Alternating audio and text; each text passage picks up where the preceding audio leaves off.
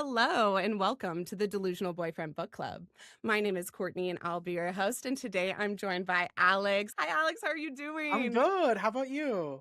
I'm so good. I'm so glad that I got you on the podcast. Thank you so much for agreeing to be here. Today we are covering Jinx by Manhwa, the BL Manhwa of the month for January 2026. And I would say maybe like the hottest topic in the BL community. Do you agree?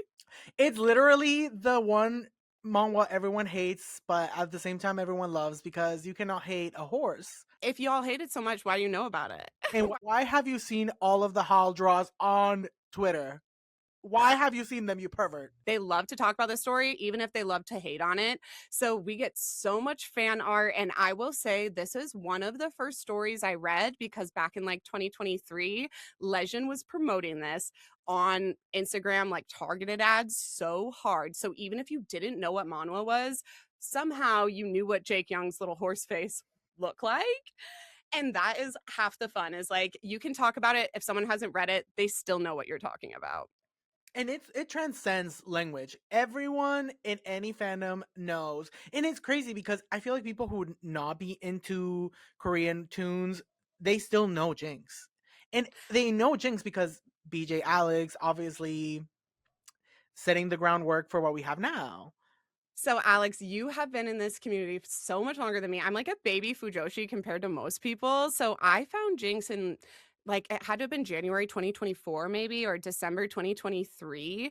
And I binged it all at once. And then from there, I found BJ Alex. So, I didn't realize what community I was entering into and what artist I had just started with, and how many big feelings people have about Mingwa, about BJ Alex, and how that's like a foundational groundwork series for a lot of people.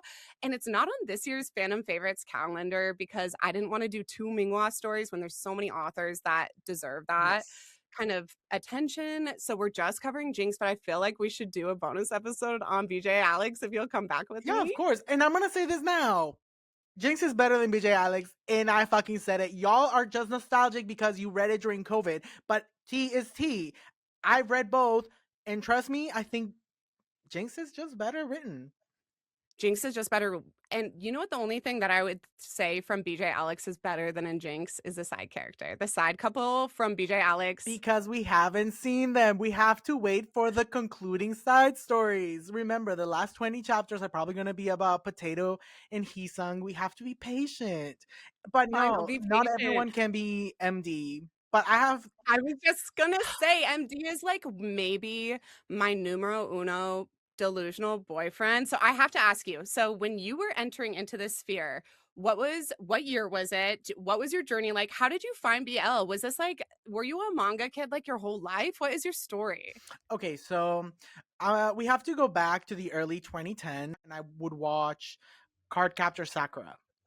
The Clamp Girlies, they've always been very inclusive of LGBT people. So that was sort of my first introduction to like Sakura's brother and Yukito, like they were a thing.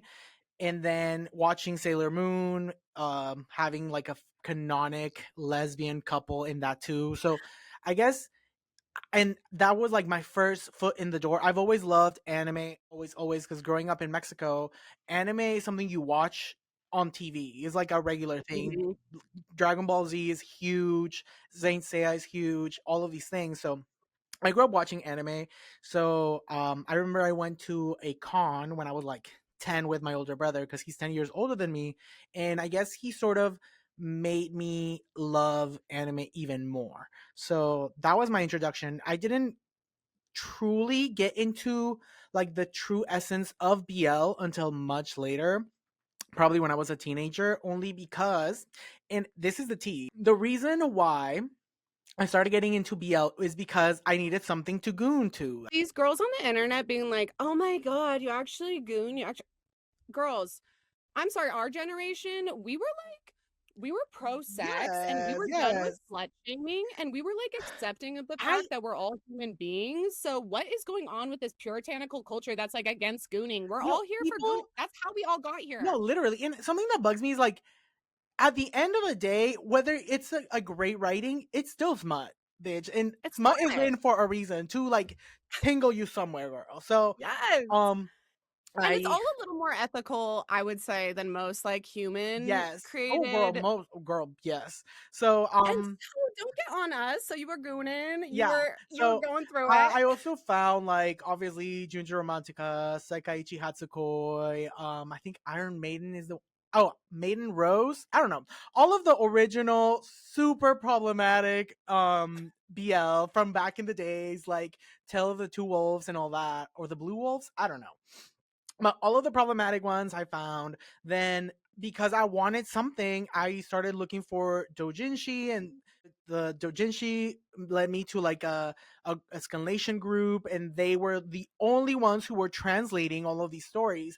Um, I always say support artists, but at the same time, I cannot say that I back in the day I didn't start reading through those websites as well. So that's like the beginning. I found which one is the one by Jax, the original, oh, Walk on Water, when it wasn't Oh, translated or anything officially. I was reading Tears of Solaris, I was reading Killing Stalking. Those were the first BL manhwa that I started reading. Mind you, back in the day I didn't know what they were. I thought they were just like mhm. I thought they were just a manga, to be honest, but in Yeah. color. So I started reading those, and in I think the first manhwa that I talked about officially was probably Sadistic Beauty BL Side Story, because it just it did things for me. It did things for Is that me. girl? It did things for me. It's problematic boots, it's violent, it's nasty, but you know what? Wait, is Sadistic Beauty the one you were thinking about the tattoo for? Yes. Um I still haven't read it. Is it, like, move it to the top of my story you now don't of need the to. top of my Okay, list so now? there's this the straight one, which is Sadistic Beauty, which does you will see the top because the top is bisexual. You will see Okay. in the main love interest, well, one of the main love interests for the main character in Sadistic Beauty is the bottom for the BL side story. It's a Oh, very okay. fucked up story. It's very problematic BDSM representation, because it is like it's not well done, but it is so spicy. It's by the same I think artist as Revenge. I don't know if you're reading that. I haven't read Revenge yet. Um but yeah, really dark, very problematic. I started reviewing that and posting videos on TikTok, doing little like recaps, crying because like it was so crazy for me, because I was like, I don't think I've ever consumed media like this before. And led to another, and I mean, 4 years later we're here. And that's, like, the thing about being in a fandom, it's like a fan that word comes from fanatic, and, like, when I first felt I never understood anime, manga, this world. My husband was such an avid One Piece fan, such a voracious anime consumer, and I didn't get it. I did not get it until I first felt that fanatic energy, Dude, and it was like it might have been my first binge read of Jinx that got me, and that's when I started posting. That was the story that I was like, I have to start posting and get this energy out because it has nowhere to go. I feel certainly that the Korea manhwa are even more addictive, maybe because they're on our phones and they're like attached to yes, blue lights. yes. And I don't know. I think it's because of there is I do think that there is a problematic consumption aspect to this, because not only do we have so many, and people don't understand when we people who have space for so long, when we say you guys have it so easy because everything is translated and everything is so easily accessible. Back in the day, bitch, we were in the trenches. There was no lesson, there were no official websites, no nothing, bitch. We got no merch. We had nothing. We had nothing. And seeing everything now, I'm like, y'all kids, y'all kids have a lot of opinions because y'all are privileged because you don't understand how it was. You like to hit on us old bitches, but we have been through it. We had nothing. We had to make our own spaces. So Yeah, seeing how so many people get attacked who have been here for so long, it breaks my heart. But I'm like, I understand that these people think they know because they're young and they're like in their own they're trying to change the world, and I see value in all that. But of also, course. trust, bitch, we've been here, we will be here when you're gone, and that's that. And to be honest, like I our Fujoshi elders, the people who found this before us, and you and I are probably very similar ages, but I didn't find this because I'm from Montana. We don't get shit. Like, you guys get a number one hit song. We hear that on the radio 4 years later. Like, we don't get shit till so much later. And it is so nice being able to actually have the resources as like a baby Fujoshi. You're right. We're lucky as fuck because we have so much.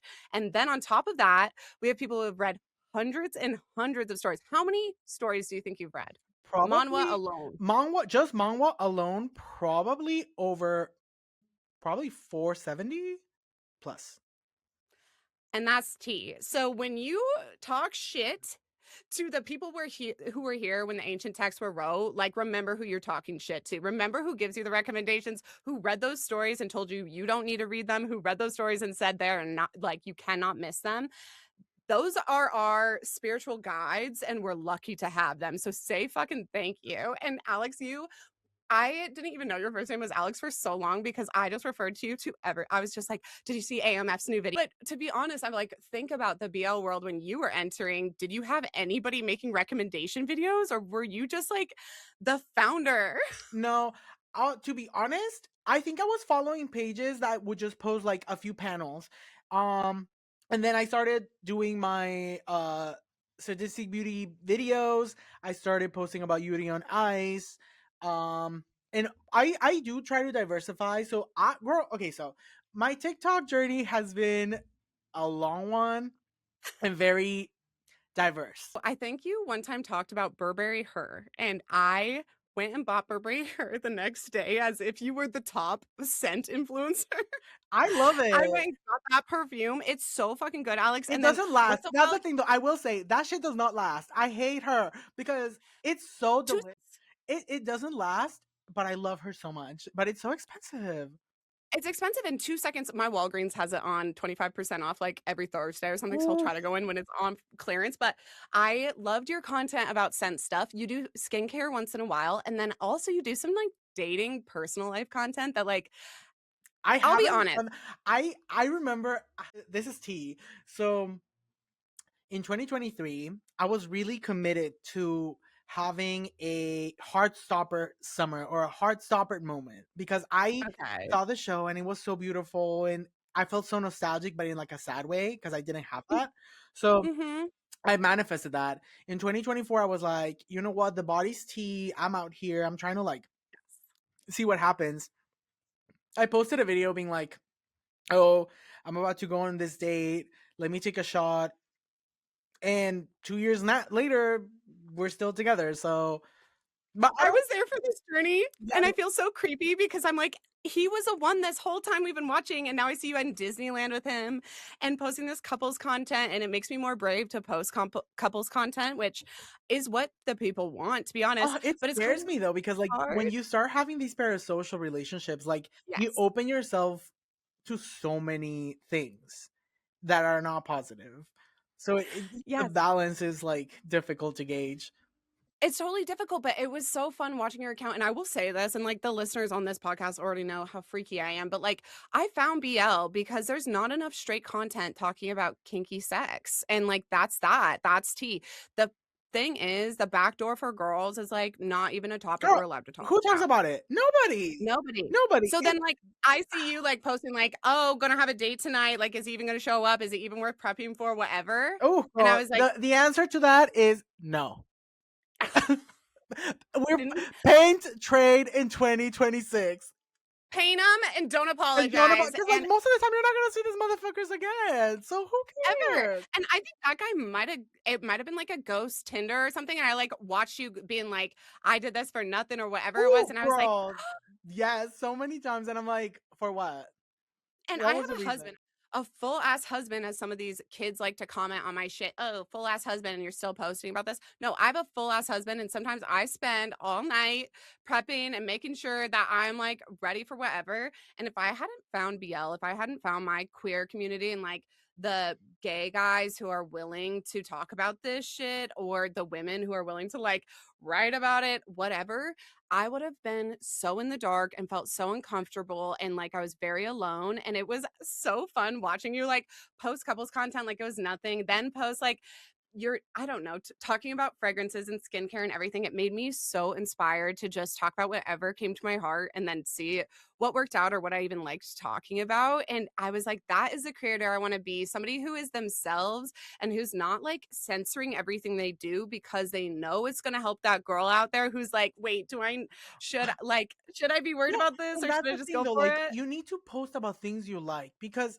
Yes. I feel like this year I'm gonna try to go back a little bit more into more diverse content because, like I said, I've always been sort of like niche fandom spaces. Like I've done cartoons, I've done movies, I've done I was really into like Miraculous, Wings Club. Girl, I've been through these trenches. Like manga is just something that I've been doing for the longest. Speaking of, you said Yuri on Ice, and I just saw you post about JJ Bitch, and you how don't you love. understand. I don't understand. Explain it to me. So Explain I it. made so this man is obsessed with heated rivalry. Like he's reading all the books right now. He's brain rotted to fill with heated rivalry. Shane is his chiquita. He loves him so much.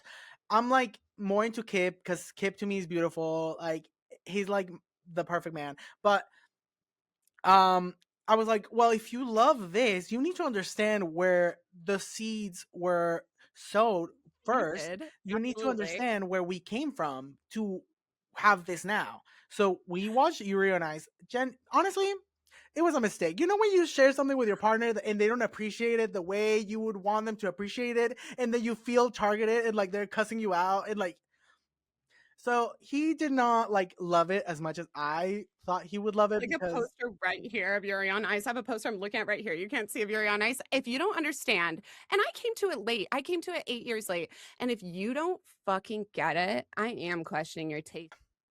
I can't believe you don't see what I see, but it's fine. So um I made him watch it and I would just be like crying cuz the JJ thing, it's because first of all, That's insane, Alex. I I have to tell you, you're insane I for this. But like, I'm a Victor girl because like everyone should be a Victor girl. tea, the body's tea. But what Yes. I love JJ so much just because like the songs, like I love someone that's so self secured and he's cocky but he knows he has the talent.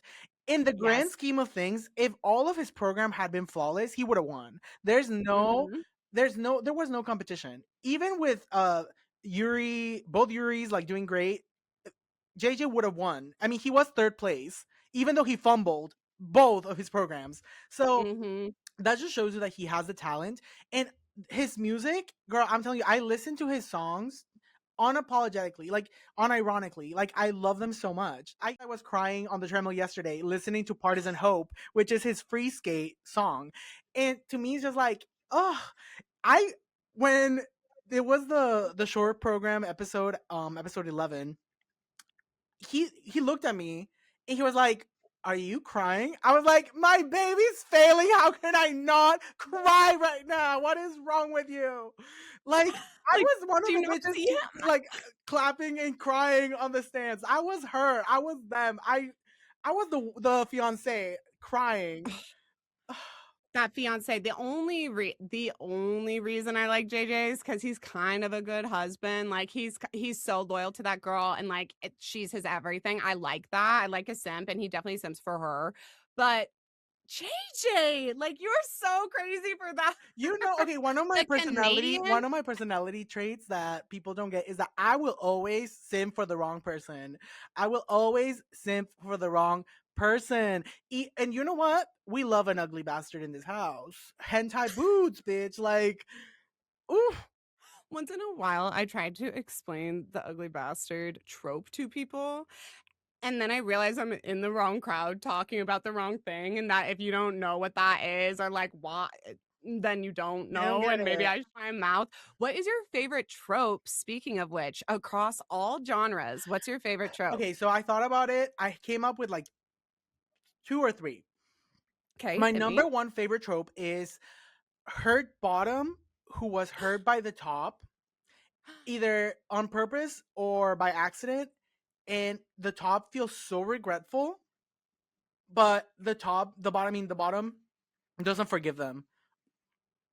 Or, Ever? or doesn't forgive them right away. That's I love that because I'm like there has to be some consequence to your actions. I love I that. feel like that is It feels Jinx. it just feels so validating when a man has been trash to you and they're trying to apologize, but you're just so bitter and so in your feelings that you're like, no, like you don't get to have me after you ruin my fucking life, bitch. And why is I your life still fine, but Mhm. I'm literally at a brothel, literally getting Absolutely. whored out? Like, A and you expected me to say thank you the first time, I'm definitely not gonna say thank you the second time. After you broke my heart, I'm never skewing me again. I don't need rescued, I will figure this shit out on my own. I don't care if I have to live in this brothel forever. It's better than taking you back. I totally get you because that character that will set a boundary, that will know their worth, even when the rest of the world treats them like shit, they won't treat themselves like shit by forgiving that man or letting them off the hook easily. They make them grovel. I grovel. fucking love that. My husband wrongs me the smallest bit. You bet your ass I've got hundreds of dollars in presents before that man even sees Oh, me look his way again. I just go nonverbal. I'm like, I disassociate. I'm like, I'm sorry, I can't. You don't get me right now. Like, I can't. You don't Um, get me. No more access to this personality, and I absolutely love that trope. You're so right, and I do think it's Jinx, ugh, and we've gotta get into the redemption arc of them, but I have to ask you first, like, of all your all-time stories, Sadistic Beauty, all of them, JJ, everybody in consideration, who do you think your number 1 delusional boyfriend is? ooh. Okay, I want to backtrack a little bit. So, for Yes? the tropes, I also love like a groveling top. I love a man that begs. I love a man that begs. I On his also knees. I also love a runaway pregnant omega, but I think it's related to the other tropes. So all of these tropes Mhm. build up for me. And my like at the bottom of my favorite tropes is how can I say this in a way that doesn't come across No, wrong? say it Um problematically, say it I problematically. love a man pussy. A man with a pussy bitch. Like give it The to pussy, me. like, the full double genitalia you Oh, like, when we're double talking Mr. like Mr. A's? A's farm boots, or even when they don't have the dick either, just like full on puss. Get them Ooh, pregnant. Love that. do you know what I love about most of my gay friends is that they all say, like, "I wouldn't really fuck a woman, but I'd eat her out," and I love when they say that because it's like, I That's why I'm like I'm open for like to trans men. Like it's not like an issue for me. Like period. one of my besties, Eric, just hooked up well, has been hooking up with a trans guy for a while, and he's like, "It kinda makes me more open to, like, what if I just did one with, like, a I mean, girl?" And I was they like can do like a threesome, like an threesome. And I was like, "Eric, being fluid, like, I'm so obsessed with this for you." But I do think it's fun, and I feel like, personally, the artwork in these stories lends itself more to a male's physique because we can get, like, those hard six-pack abs, and Mm-hmm. in romance a lot, when we're talking straight romance or romance with a woman in it, I personally and I don't know if this is, like, a socialization issue where women are socialized to be really embarrassed of our genitals, but, like, when I see it picked really Catholic and I just, like, can't sometimes I can't You look at can't it, get and I'm over it. Yeah. bisexual. I'm bisexual. In real life, I love a pussy, but, like, sometimes it feels so hard to look at them, and then when you read straight romance, they will use the word folds and juices, Alex, and it makes me want to yeet myself off Girl, a bridge in I a way. see. This is when I know I'm like a sick bitch because I love reading some like straight smut that's nasty and rotted. Like I live. I know. I love when they're being so nasty. Like all the ones on Lezen that are like super like scandalous. Like oh, I'm fucking my stepdad or whatever. Girl, give it to me. Give it to me, And the labes all pulled open, but, like, bro. when we see, Yes. like what is it? The Duke and his what's the one where they all have Oh, both? It's like the Duke, the the prime Duke Duke. wants to get pregnant, or the Duke wants an heir, or whatever. Yeah, that one. Then suddenly I'm seeing a hole, like, not a booty hole, I'm seeing, like, Girl, that's a why pussy no, hole. no one has done it. I If we're eat. getting like double organs, I think the one that's done it the best is Mr. Ace Farm because that is like it needs to Legendary. be in the Louvre. Girl. When we see little A, no, you know what? I love Little Abe down, but I need to see Uncle A and Fluffy getting nasty. Fluffy girl, I love a man wolf. I've always said this, like the most devastating dream I've ever had is when I dreamt about an alternative life where I was married to this man wolf and we were trying to escape. We were running down the streets of Paris. We hid in a basement and they set it on fire. He helped me escape and he died. And I woke up heartbroken. That is like trauma. I feel like I have a deep wound in my soul. That is the love of my life. I've always said this. I will never love anything more than that man in that dream. I lived a whole life. Doesn't doesn't it give did you read Coyote, the manga? No, I haven't read it. I was gonna read it because you guys were talking about it. When I asked you about tropes, I thought you were gonna say furry right away because Oh, you've girl, been I so on it. to me, that's like not even a trope. To me, that's the expectation. You were saying how like I talk about things that other people don't talk about.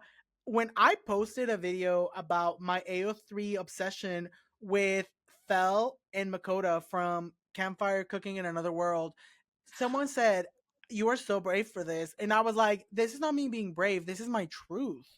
Like I I cannot hide who I am. like my man wolf obsession is crazy. And like other anthropomorphs like tigers and whatever, they just don't hit the same. I need like a beast man because of that one dream I had in 2009. And I remember it was a Saturday morning, girl. I'm telling you, this is I woke up sobbing. This is trauma for me. It was devastating. But going back to delusional boyfriend, my answer has always been Cha Wook-young from Sadistic Beauty BL Side Story, just because that man is a sick bastard. His like he's really freaky, but when he loves you, he doesn't know how to show it because he's so unwell. Yes. So he has always been like probably my number one. And for manhwa, I was thinking like really hard about this. Probably Murderers Llewellyn's Candlelit Dinner. It is to me, it is a masterpiece. When I tell you I sobbed, I think I posted a video of me sobbing to it when I first. It is such a glorious piece of media, and it doesn't have to be spicy to be super popular or poignant. Like it's just so well crafted. I need an anime, and actually, no, I think I can't because sometimes when things are adapted, you lose so much. It's flawless. It is Llewellyn is I think I mean he's like a man wolf in a way, so how can I not adore him? I feel like if the people who did the Sherlock Moriarty the Patriot, Ooh. I feel like if they adapt it would be perfect. I have a Murderous Llewellyn right here with the candle and I am only no girl, I'm only the first volume in cuz I'm going to read just the physical. I'm not going to read anything online. And I just picked the second volume like a couple weeks ago and it's like not on my calendar and making space for anything that's like not book club is really hard, but Murderous Llewellyn in from the first fucking moment, that first date when he realizes where he is and there's a dead man in the Yeah. other Oh, okay, suddenly you know it's crazy because like I don't like men who are violent, but the violence in this is very purposeful. It has a reason mhm. to exist. Um, it's crazy because like my top delusional man is Jake Wook Young, and that man is Yeah. fucking crazy. Not like he's literally violence incarnate. Let's get into this fucking Jinx Let's tea. get into this one. So, okay, so Jinx. We've got our story. This is Jinx. This is by Minghua, and we have at this point like 89 chapters. 89 chapters as The of today, the girlies who started it probably started in like 2022. Am I right? November 2022. Okay, so then we have our main characters, Jake Young. He's an MMA fighter. We have his physical therapist, Kim Dan, who found him in the most desperate moment of his life, offering a good job. And their story is that of a contractual sexual situation where Mhm. basically along his employment as a physical trainer, he is also going to be a live-in sex servant for this MMA fighter. Yes. So that is kind of like the overall.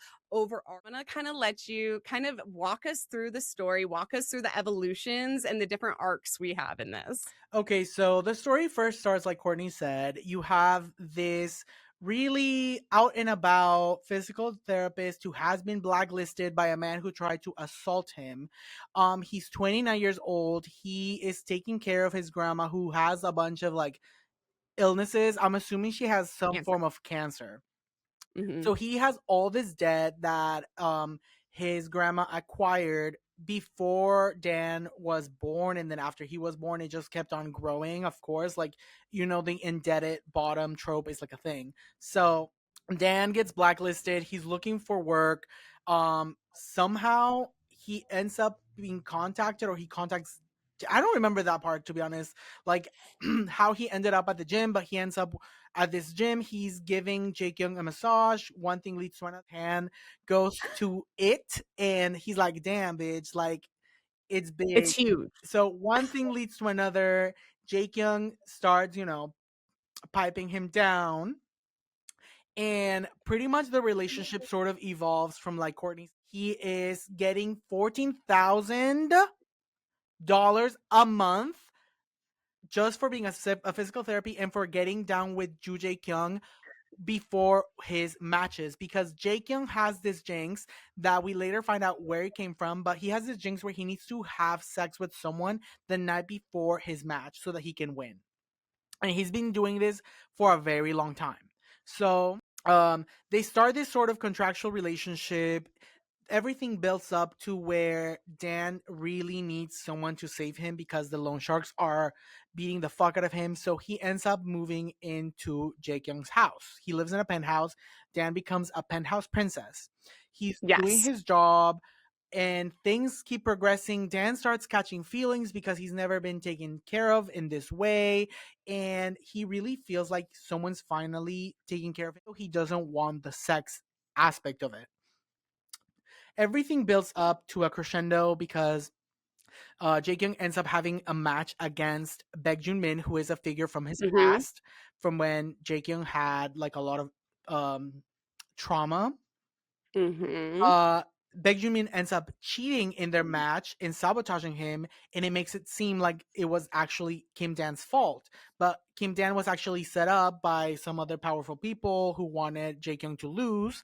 And Jae Kyung has this like outburst where he's like, "What the fuck did you do? Like, what's wrong with you?" It cost him his title, and so that after the match, Dan decides to leave. But before this, around this same time, probably like a few weeks or a month before, Jake Young actually had his birthday, and Dan worked really, really hard to get him a birthday present. So Kim Dan actually ended up buying him a Cartier keychain because he knew that Jake Young uses his keys a lot. So he saved up all of his money to buy him this keychain. The fucking trash, and he told him like, "I don't want you to get the wrong idea. Like, don't do this again." So ever since then, like Dan's feelings were kind of hurt, and he wasn't really like letting himself think about this man in a romantic sense. So the match happens. Dan ends up quitting because now his grandma has also been given no chance of living. She's going into She's going into hospice. hospice, yes.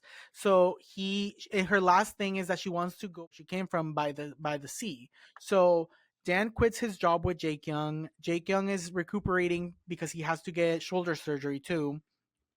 Dan moves to a beachside town with his grandma who is in the hospice facility. He works at this hospice facility, but because he's so depressed and he's so beaten down by life, he starts drinking. Mind you, Dan has always been a drinker. We're not gonna say that he hasn't. And a smoker, and I And a loved smoker, when you yes. made a video about how people are infantilizing Dan That as bitch a is like an 30-year-old old ass, he's a man. 30-year-old man, and right now, technically in the grand scheme of things, he's probably 30, 33, but it is what it is. And why are we talking like a 30, 32-year-old man? 30 anything, anybody over 20 isn't allowed to drink, isn't allowed to smoke, isn't allowed to have sex, isn't allowed to make poor career decisions. We're Literally. all allowed to fuck around and find out in this life and see what's right for us and what isn't. And a lot of people, I guess, Dan is really drawn kind of young. He looks young, but we're not drawing characters to look fugly. So shut up. Like, of course they're going to be beautiful. And when it's a woman drawn to look young, nobody fucking has a problem. They always look young. I just went and watched a Sydney Sweeney movie and they're still trying to make her look 18. So Literally. that's what we do for women constantly. And people with Dan just could not let him be an adult. And I clocked it when I first saw it. I was like, Is that's a they man. want to draw him angelic so that he seems Mhm, innocent, like he won't mhm. suffer or anything, like so that we feel more devastated about everything he goes through. So he is in the dumps. He's fucking up at his job because he's a fucking alcoholic. He's not Yes, sleeping. He's sleepwalking.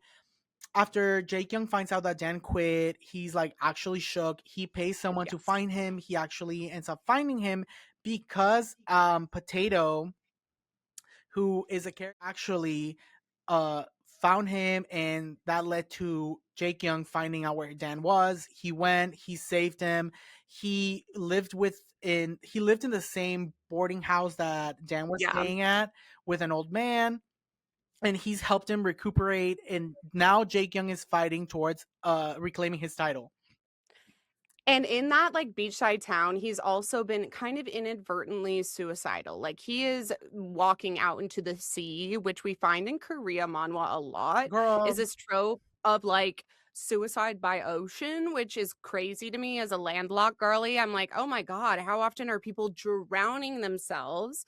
But apparently in manhwa, it's happening all the time. So Dan is, like, constantly walking out into the sea, and when this story came off hiatus and we see Dan living in this seaside town literally drunk off his ass, sleepwalking into the ocean. His grandma's in hospice. He has nothing to live for. And then Jake Young, like a knight in shining armor, just shows up out of nowhere, rescues him out of the sea. And when Dan wakes up and realizes who's with him, realizes who has moved to this town to be near your favorite tropes, he said he doesn't immediately forgive him. He doesn't say, "Thanks so much for saving me." He says, "What the fuck are you doing here? I would rather get help on my own, seek help on my own, or find myself in that ocean on my own than be with a man who fired me for."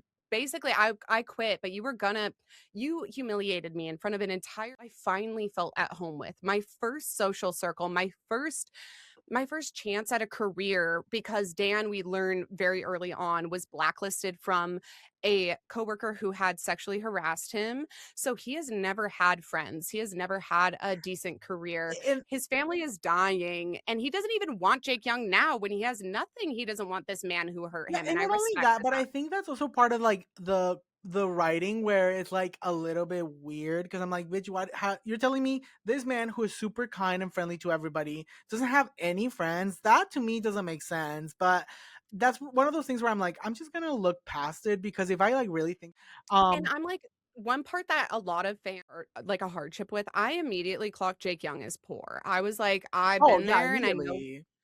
I know what he's doing. Like, I'm married rich. I'm trying to escape my poorness all the time. And Jake Young is absolutely doing that. And my only thing is, like, maybe Kim Dan was trying to hide how pathetic his life was at home, how much he smoked, how much he drank with grandma, like being in the hospital. Maybe he wasn't making any friends because he was so dismal in his personal life.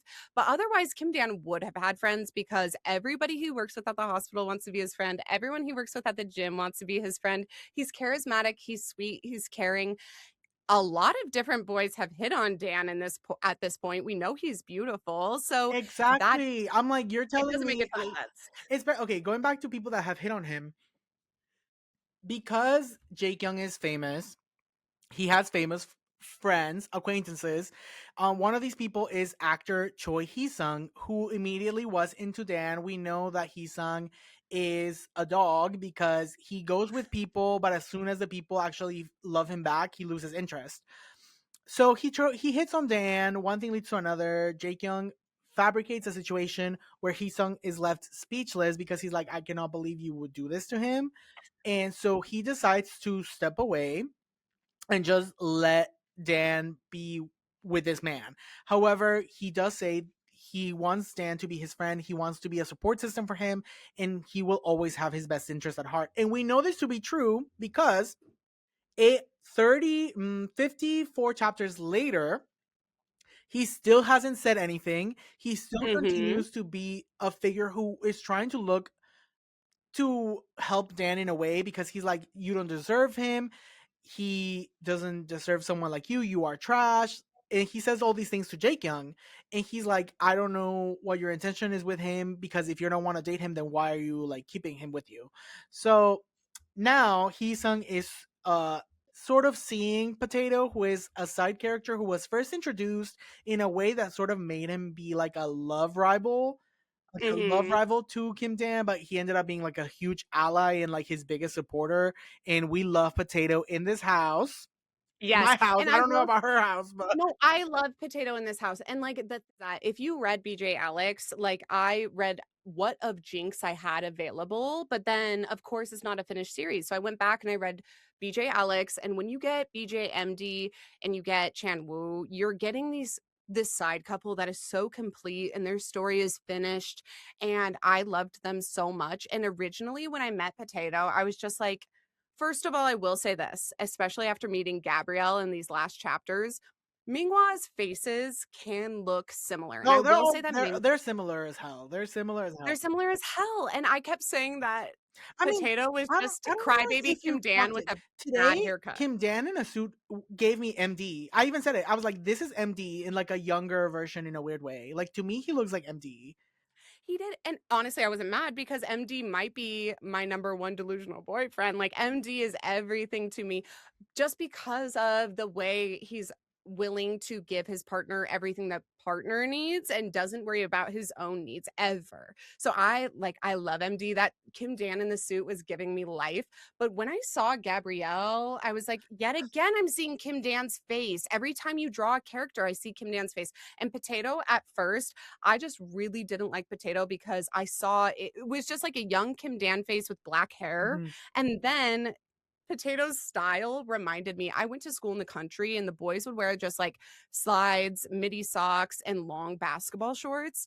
And his style was like gruesome to me. And then Sung I didn't trust. And I made a video on socials talking about how I would rather have a man fuck me to get over his jinx than a man tell me he loves me, Yes. fuck Okay. me, then I say I love you No, no. back and you leave me. Exactly. That's No, I said vile. that too, and I think even now we still. This is why we need to see some side stories with Hisung and Potato because we need to know how their relationship has evolved. Because there's something I appreciate about Hisung, and is that he's trying to elevate Potato Yes, by like making him part of the shoots, giving him opportunities, giving him all of these tools. he's including him. Nepotism will get you anywhere. It's not about what you know; it's who you know. Trust. As my father-in-law says, who is actually, like, a successful man, he always says marry up, and he married a woman a lot higher status than him, and I love that, like, Potato's marrying up and using not using, he's letting his man provide for Well, him he's some also well, opportunities that he deserves. yes, and he's also in his mind thinking that he's the one that's thing for him. He's taking responsibility because to him he's like, Yes. "Oh, I did this for you," but we know that Hisung is the devil, so we know that like Hisung is gonna be what Hisung is. But I agree with you. I would rather know what is on the table instead of like thinking we have something and we don't.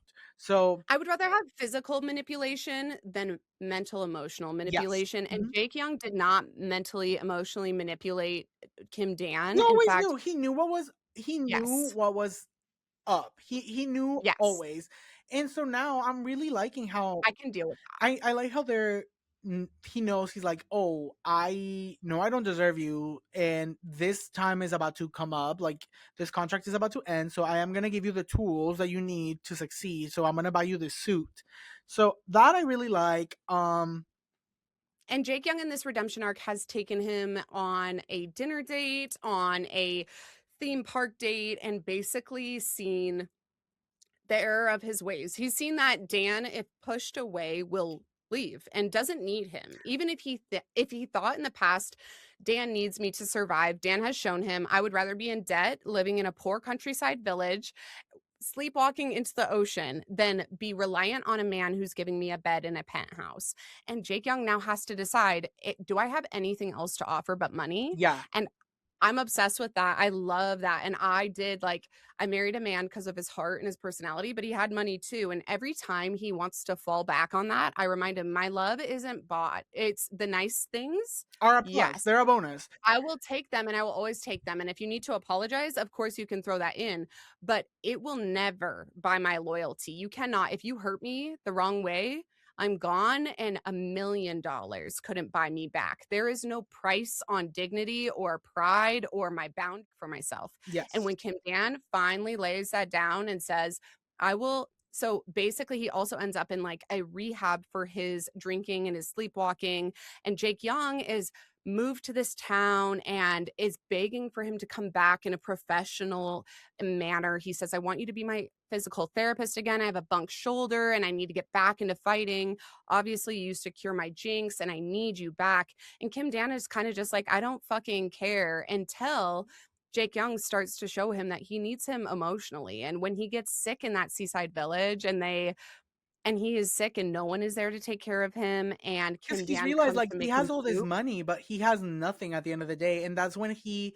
you We're can't gonna buy we're love. gonna go back to like Jake Young's backstory as well, but I do want to say like with Kim Dan, he's just a lot of the things that Jake Young is doing with Kim Dan, those are first for him as well. He's Yes. never been to a theme park, even though he has the money to go. He's never. Mhm. To me, it seemed like he's never been on like a true, genuine. Because something that I cannot overcome is thinking that there is just no way. There's just no way that Jake Young has never been put with somebody because of PR. To me, that just seems Yeah. so unbelievable. And I know people have said, well, no, because celebrities in Korea are more valuable when they're alone. I see that. But also, when you get to be a certain age, he's not an idol. He's not an Mhm. idol. And I think people need to forget that. Like, he's 26 years old. He's a masculine man. I'm surprised he hasn't been like put with a female partner. Something that's also interesting is that yes, Jake Young has been confirmed to be pansexual or bisexual, Mhm. but well, went out of their way to not show us Jake Young with The a face. female partner. He's only shown us all of his male partners, and all of them look Mhm. like Kim Dan. The Mhm. only time that we might have alluded to the fact that he was a woman was when he went to the club one of the first few times. I think it was the first time that he got Yes. down with someone for the Jinx. And that's And when we he still don't see started. her face. Yeah, exactly. That was all blurred, but I think it was because Mhm. they don't see him with a woman or think of him with a woman. So I'm like, at Mhm. that point, you should have just made him a fag. I think it would have been more effect. I mean, I don't know. Just make him Yeah, gay. exactly. And But I mean, representation and all that, and it matters. But to me, that was just like, well, if he's the about it, top is always bisexual, and is that literally, representation or is that a trope? it's a And, like, trope. I Yeah. don't like that trope. It's just, like, stereotypical. The top does not need to be bisexual. In fact, a lot of people wanna say that Kim Dan is not confirmed gay and Oh, that Kim Kim Dan Dan is, could have been and bisexual. I would have okay. Something that I would have liked more if Kim Dan was bisexual and Jaken was gay. Or Down. subvert that. I love a bisexual bottom. We live. Yes. Um. So Absolutely, I feel like that would have made a ton of sense, especially and we only see men hitting on Kim Dan, but to see, like, girls flirting their nurses flirted with Kim because Dan a I'm little like, bit, are but, like, y'all forgetting? And I hate people thinking that Dan is small. I've made videos about this. Kim Dan is packing, bitch. He has literally, based on his body type, it's at least 8 inches. But absolutely, and he's in comparison to Jake Young, of course he's small. Even Heesung is small in comparison to Jake Young. Like but, like, Kim Dan is also like, look at his body type, but he's also, like, a kinda cut. He's got no body fat, like, nobody fought. I Yeah. Kim Dan is beautiful, and he has no we have no idea what his dating history is, but I felt like at the beginning of this series, him grabbing Jake Young on accident maybe is indicative of some internalized feelings towards men, but I was gonna I say, I'm did like, to me, that's a little girl. She's an innocent flower who, but see, again, it's like the problematic thing where you make these bottoms so innocent, where you're like, that's not even realistic. None of us like that. Not the girls, not the guys. None of us are fully fucking impure or fully pure. And when Like, you're telling a me he's lot of never gotten down with, I mean, even when they had him be like, kissed a girl, "If like, ever," has he ever? no, yeah, but also when he was like, on the aphrodisiac, he was even ashamed of like jerking off at himself, and I'm like, Dan, he's like, In this enough. in this last episode, so basically we come back to the seaside village. Jake Young says, I basically he gets sick and Kim Dan comes to take care of him. Finally says, I'm like sorry. I want you to come back as my physical trainer for my comeback and for my rematch against Bak Jumin, and that will be two more fights. I will forgive all of your debt. And that's what a lot of fans were waiting for, was like this moment where Jake Young is no longer requiring any monetary payback for paying off Kim Dan's debt. He's like, please come back, two more fights, and I will let you go free. And if you want to stay with me, like that will be 100% your choice. Like that's what we're waiting for. So we're back in that moment, and we're backing with Jake Young, and he is not forcing anything. And so he's up against Bak Jumin, which I will say, of all the characters drawn that don't look like other characters, she drew him so hot. Oh, What is she? girl, he's hot in like a nasty, ugly bastard kind of way. Like, I call him hood rats, he's the like bastard hood rat. man, the one that's like, who, pipe you fucking down, but he's gonna like be fucking bitches on the side. He don't give a fuck about you, but like he tells you he loves you, but he doesn't. He looks like a dirty white boy rapper who's never like made anything of himself and Yeah, just sells like dirty, dirty coke underground. Like, yeah. and everything about that, like I love him. Know that this is like the villain of the series, and we need Kim Dan and Jake Young back in Seoul so that I, we can figure this out. I will argue the villain of the story is the grandma. Oh my God. Okay, let's get into the grandma. So the grandma, and honestly, this is where we overlap a little bit because one of, so Alex made a funeral video doing the eulogy for grandma. And this was so funny to me that I went on to make a couple eulogy videos for other series about, like, I was like, today we bury another BL bottom who died of embarrassment, whatever. But it was because of that like creative moment that I don't know. TikTok's like all about trends, and you so inspired me with your eulogy for grandma. And that bitch 2 years later He's still hasn't alive, died. dude. I literally said in one of my recent videos, I'm like, this bitch, I'm gonna be hanging somewhere, and this bitch is still gonna be fucking alive. What? Clock it, clock it. How I'm did like, you do that eulogy 2 years ago and she is still dude. breathing? But towards the end of the episode of the podcast episode, I do want to have my prediction of when I think the series will end. The fact that she's still fucking alive is crazy. Like, it's actually crazy. I always say, when Grandma Kim dies, I will sob. I will cry because like It's sad. it's sad. It's a sad moment, and I'm gonna be sad for Kim Dan and her moment when they told us that she was gonna die. It was really sad. I made a few edits about it. I just, to me, I see her in a way as a villain because it's just crazy to see everything that Dan has been through and everything that she also, any like clear information about what happened to the parents, how they got so deep into debt, and also how there was no one there was zero support system in terms of like government help. So to me, I always, an adult that is providing a situation, but at the same time is not really a safety situation because you're still in a very precarious situation, in a form is neglectful. And to How does me, she not know? Even if Kim Dan is being secretive, how does she not figure out what is going on? He's living in this fucking rundown apartment, getting his ass beat by loan collectors that have fun and her, and she has no idea when he calls and says, "Oh, I'm fine, grandma," voice crackling because he's half dead. How does she not know? How does she not send someone to no, check on okay, him? not only I that, not agree. only that, dude. Like, I get she's always been old, bitch. Because I went back and I looked down, was little. That bitch was already like in her 50s, late 100. 50s. She's She was already in she's her she's hundreds. literally like 70 something, 80 something now. Yes. So she's always been old. But I'm like, y'all lived in this fucking tiny apartment full of mold, girl. Get some bleach, do something, sis. Like, at that point, it's just like, you see your situation and you saw how inescapable it was. You're you see what your life, the fact that you had to tell Dan, be like, baby, enough, like I'm tired. Bitch, you should have said that like 20 years 20 ago. years ago. Like I get it, Honey. and I get it. I Yeah. understand that like she is his only family, his only support system. Dan is going to be heartbroken. It is devastating. But I think a part of why Dan is so infantilized is because of his grandmother, because of this Absolutely. bond.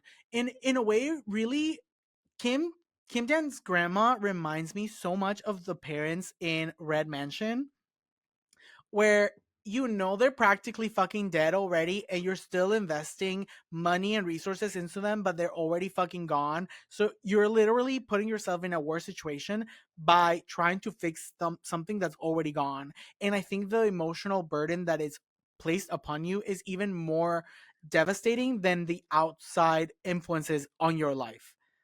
And they would have never wanted that for you. So Exactly. also Like if they okay, let's be fucking for real. If Mhm. Grandma Kim knew that Knew. Kim Den was a prostitute, A a whore, whore whoring himself out to Jake Young, to who Jake she Young, who she wants to loves. fuck, who she wants to let's go let's wake it up. She Grandma wants Kim to wants to fuck fuck that him. man. If Grandma Kim was young, she would hop on that cock.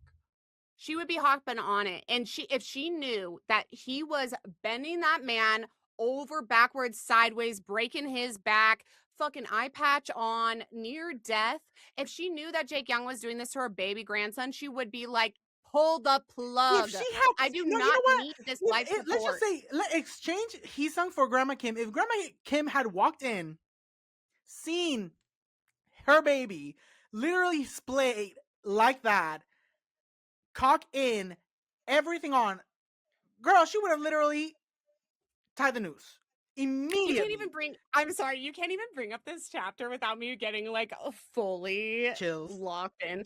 Okay, honey. So, no, Grandma Kim would have never stood for it. She would have said, "Throw me in the ocean. I'm back home. I'm happy. I'm fine. My kids are d has a hot young Girl, thing on his arm. would It's have pulled all she would fine." have pulled a wee young bitch. She would have walked in the Yes, motherfucking ocean. done. She's done, okay? But also, if we are okay, but let's go back. So, Alex touched gently on the most controversial chapter, and I want to ask you this is not your answer. I hope that chapter is not your answer, but what do you think the saddest moment in the series so far has been? Because for me, it was not the chapter where Jake Young. So basically, the chapter that a lot of people are upset about, and throughout this, we have a love contract, which to me as a woman, prostitution is the world's oldest profession. And if we're going to talk about sex work and how sex work should be legalized and how sex work is absolutely a valid form of income, let's talk about it. It all is. And Kim Dan is in his right to get that bag. Okay. So He's a that's worker. that. He's a working girl. He signed that contract. He did not go into Jake Young's apartment not knowing what was happening. He saw a man getting his head bashed into a wall and thrown out the apartment. And Kim Dan still said, I need that 5 grand. Give me that 14 grand. Give me that whatever I can get, I'll get it. And honestly, that's very, I think that's Courtney, let extremely me tell you valid. one thing. If a man in today's like right now, if a man told me $14,000 a month, I get to only fuck you one time, one time before a match, Courtney, girl, I would fucking do it right now Without hesitation, I would do it. no hesitation. Married, I would do it. No hesitation. I would None. fucking do it, girl. With a Hand smile on my face, and you know what? He can tear this fucking hole open, girl. He can fucking like put his tissue whole paper. foot in there, bitch. I don't give a fuck. I Fist me, don't give a bitch. I don't fuck. give a fuck. And honestly, I'll say thank you. No, literally, I'm like, cash me here's my Or cash app, 14. daddy. Actually, pay me under the table. I don't want to pay taxes. I will whatever you want me to call you, I'll call you. That's fine with me, honey. Okay. So Kim Dan is getting his own. He's in this contract, and this chapter comes up when basically Jake Young gets very jealous of Heesung's interest in Kim Dan. So he takes him in this like sensory deprivation fashion and basically puts a blindfold on Kim Dan, puts a gag in his mouth, and then calls Heesung to come over and see Kim Dan in this situation. And he is absolutely, what would you call it? Kim Dan is not in the know. This is like the voyeurism kink that you're looking for. It touches, okay. So let me start this over. Jake Young knows that Sung is interested in Kim Dan, He does this and out of he jealousy. He does it to show him that he is, mind you, he has any feelings for Kim Dan. So he's just doing this yes. out of anger because the night before or a few nights before they met up. Okay, this is important too. They met up at a Yes. men only bar for gay, bisexual, and sus men. No straight man ever goes there. It's like a lounge. And they're Someone said that it's regulars. owned by MD. I cannot confirm, but someone did say that that was a thing. So yeah, so they met up at this place. Heesung and Jake Young are regulars. This is a very exclusive Mhm. place for people with money, very secretive. Obviously, we know these men are getting that, which is another reason why I'm like, just make him a fag. Like, it really bugs me. But so I agree. they met up here before they talked, and I think they also went to like a sauna or something. And I think that's when Heesung claimed that he was interested in Kim Dan, and then Jake Young texted Heesung to come over to his penthouse, and that's where he had Dan in that situation. Dan did not know anything that was happening, but he did hear the door closing when Heesung stormed off because he was shook that Jake Young would put someone as pure as Kim Dan in this situation. Yes, and Kim Dan is on headphones on. He literally is completely sensory deprivated. He has a gag in his mouth, can't say shit. In any other circumstance, Alex, is this not like the ideal? It's giving hot, girl. It's giving hot, and I've been propositioned to be in situations like that. I never go through with it because one thing or another, it doesn't follow through, and it doesn't happen.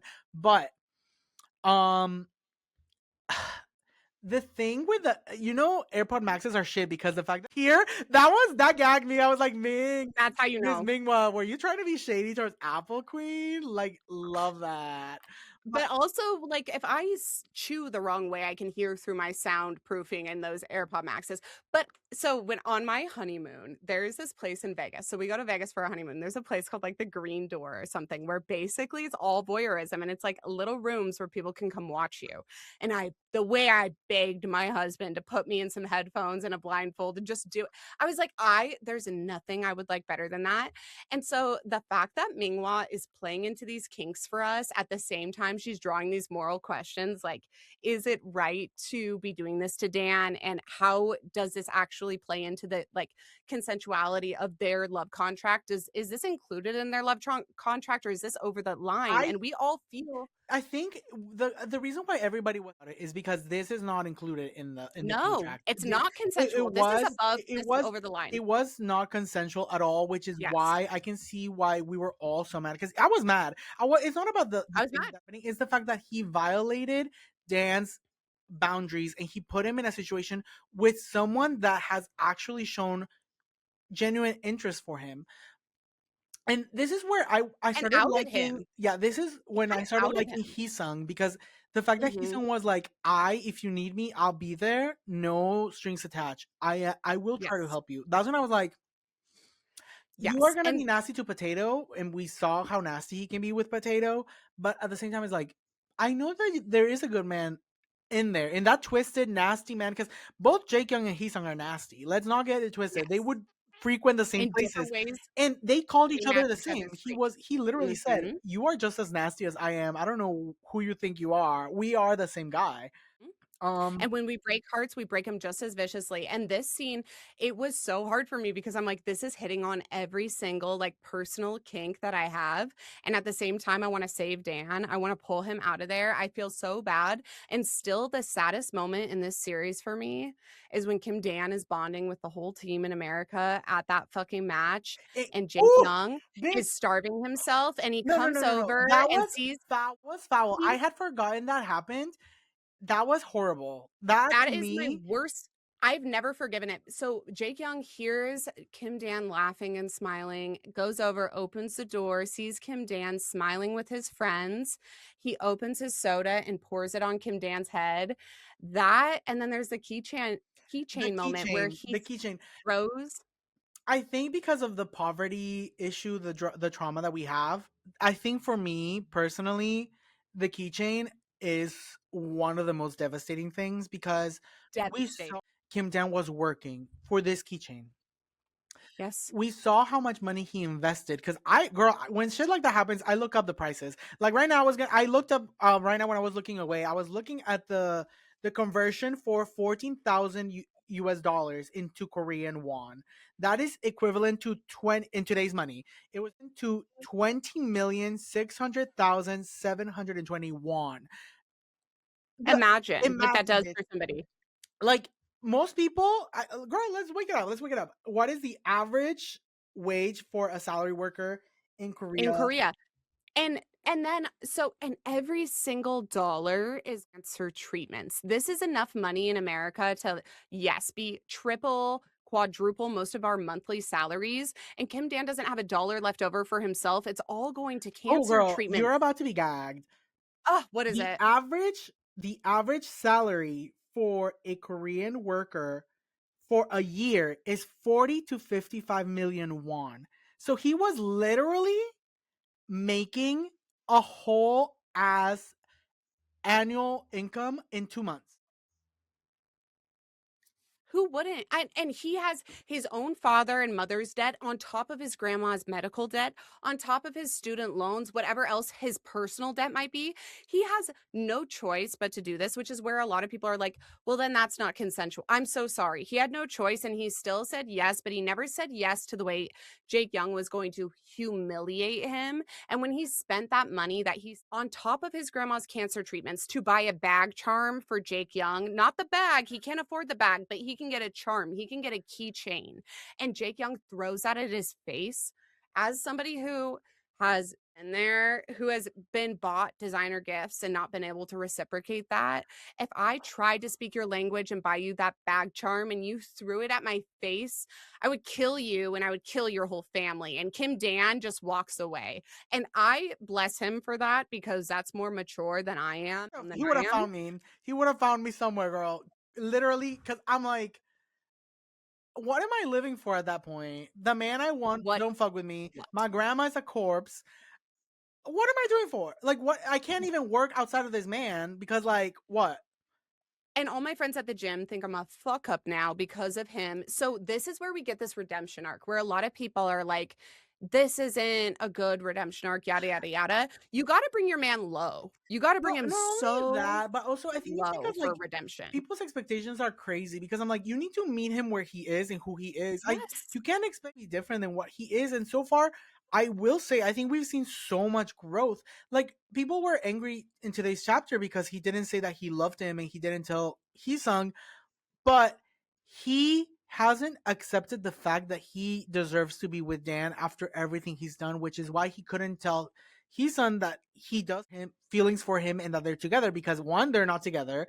Two, he can't accept that they have anything because of what he's been. And also, I think we have to go back to Jake Young's backstory because we found out that his mom left him with his very abusive father who used to be an ex-boxer. He is an alcoholic, abuser, gambler. He would beat him savagely. He found refuge in an old lady and his coach, which is why he loves old people because he sees people who won't hurt him. He found a love for boxing. However, when he came of age, he needed money, so he started hanging out with the wrong crowd, which is how Yep. Baek Jun Min came into the picture. Eventually, his original coach was like, "Why the fuck are you doing this? My mom would be rolling in her grave if she saw you that you're doing this." So he eventually, after having like with his mom, where his mom was like, "Don't ever fucking call me again. I don't give a fuck about you. Fuck you." Which again, if you're not gonna raise your kids, don't have kids. But he was like, okay, I'm done with this. Then he started like being very anxious before the matches because he couldn't sleep and all that. He started losing. So someone was like, oh, you just need to find like a Jinx. The guy who told him that was using the Bible, he was praying, but he was like, you just need to find something that helps you calm down and give you like an anchor. So he started forming these little routines, like very OCD like, where he had to have certain Yes, things in a certain way so that he could win. So he knew that he had very to compulsive. he knew that if he was laying down the pipe the night before the match, he didn't have to worry about not sleeping, because after he would be very relaxed because the body's tired, so he could sleep. In the morning after, he would take a shower, perfume himself so that nobody could tell him that he smelled, and then he would So drink, sad, and then, crying. girl, I'm about to cry. He would drink a little glass of milk, because the first thing that he stole from the old man, the cartons of milk, because he had no 'Cause he food. was starving to death. He was and starving. and so those are the things that give him comfort. He would go for his run and all that, and then he would win his match. And so that's what he's been doing up until now. So the big apex thing that's going to happen, the climax, is going to be, what is he going to do when Kim Dan is not there? Yeah. I think that's going to happen. Either Kim Dan is being taken, Jake Young is being Yes. blackmailed, something's gonna is gonna happen, but he has to break the jinx in that way. um because I think if Jake Young wants to continue in this journey of MMA, things will eventually have to come out, and I don't think that would benefit the series, because I think everything he's built could shatter more than him losing a match. So I'll retire and become like just a trainer. He has all the money in his investments and properties and ad campaigns. So he's still gonna be a very wealthy man. But I think after his fight with Baek Junmin, he might retire. And I think that Mingwa is also kind of a manhwa artist who's like 100 chapters should be enough to tell a story. And so we're closing in on this 100 chapters, and I do feel like it's going to resolve. And the old man who was Jake Young's initial mentor, who was his initial coach, said you have to find something to live for that's not being a champion. You've already been a champion, and what it wasn't enough. So what Especially will because be his enough? body is falling apart. Like, his body's not doing well. So it's time is coming. You can only have so much longevity in this field. And not only that, like, supposedly Jinx is supposed to have more than 100 chapters. I think Mingwa at the beginning of the series said that this was going to be one of those series that has over 100 chapters, I hope. including side character chapters. So we'll see. But I do think the series is probably going to end in December on Dan's Oh my birthday. god. We have, like, 1 more year Mhm. of this, and I do feel like okay, I feel like Jake Young finding Dan, finding this found family in the old man in the village that they visited, and his old coach and grandma, those are all the things that are more important than having a championship belt. They're real people, and he's finding his real people. Because he He's wants forgiven his ex. family, the family that he Yes, never got to have. Like, in the fact that, like, his yes. mom, even after he achieved something, still didn't want him.